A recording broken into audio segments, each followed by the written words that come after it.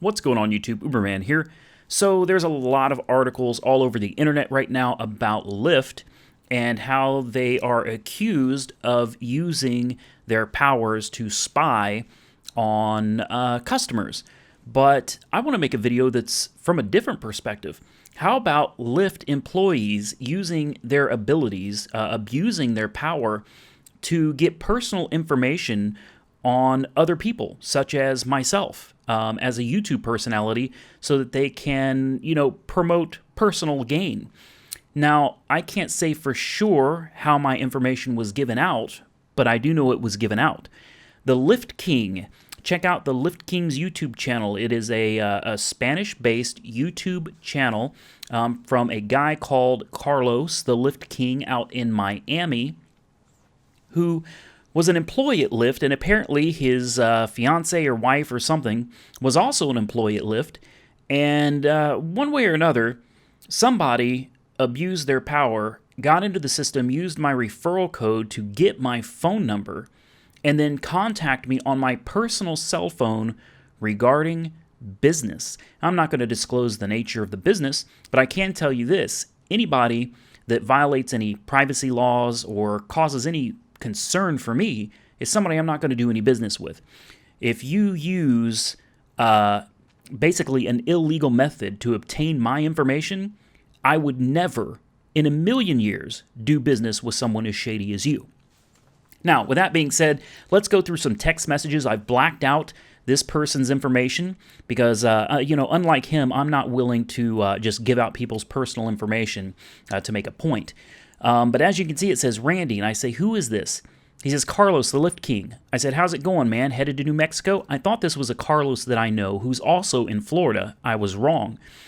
He says, what is New Mexico? Sorry. He. Everything is great so far, man. Are you still blank? I want to make a video update, but I need more info about it. I said, New Mexico. Carlos from Florida that's crashed at my place before. No, man, I've never met you before. I have my YouTube channel, the Lyft King. I said, he said, you left me a comment before about blank, but it was impossible to contact you. This is when I come back and say, can I ask where you got my personal number? He says, a friend that used to work at Lyft gave it to me. With your referral code, he found it, but it was a long time ago, and I don't remember when it was. Keep in mind right there, this guy Carlos says it's a he. I say, that seems illegal, LOL. And I'm doing an LOL, but it's really not funny. He says, it was when you left the comment on my video about blank. I said they shouldn't be giving out my personal information. It's one thing to contact through social media, it's another on my private phone. Can you tell me who it was that gave out my number? I would like to contact Lyft and ask them about it. Carlos proceeds to say, that's right, man, I agree with you, but she, before it was a he, she is no longer working for Lyft. I don't know why, but don't worry. Give me your work phone so we can talk in there. I don't mind. Just want to make some business. At this point, I jump over to my contact at Lyft. So my contact at Lyft, I say, hey, this is a huge concern for me. It freaked me out. I sent this person a copy, a screenshot of all these text messages, just as you're seeing.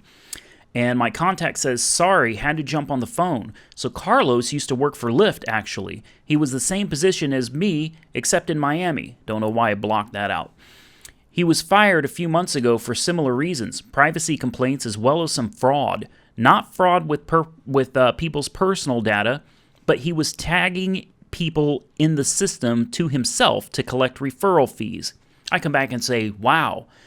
My contact says his fiance/wife also worked for Lyft and was let go as well, although not at the same time. I assume she is the one who gave out your number to him, but I cannot be sure. I said, I can't believe he stole my information. Contact says, yeah, I'm sorry about that. I absolutely understand the concern. I can tell you that all he would have been able to access is your email and phone number, not your social security number or any other information. So back here again, I send him the screenshot of my, conversation with the contact I have at Lyft, and I let him know that I have friends at Lyft Corporate and that from me personally, Uberman, the business side, I am not interested in working with you in any fashion. Now, do I blame Lyft for this? No, I do not.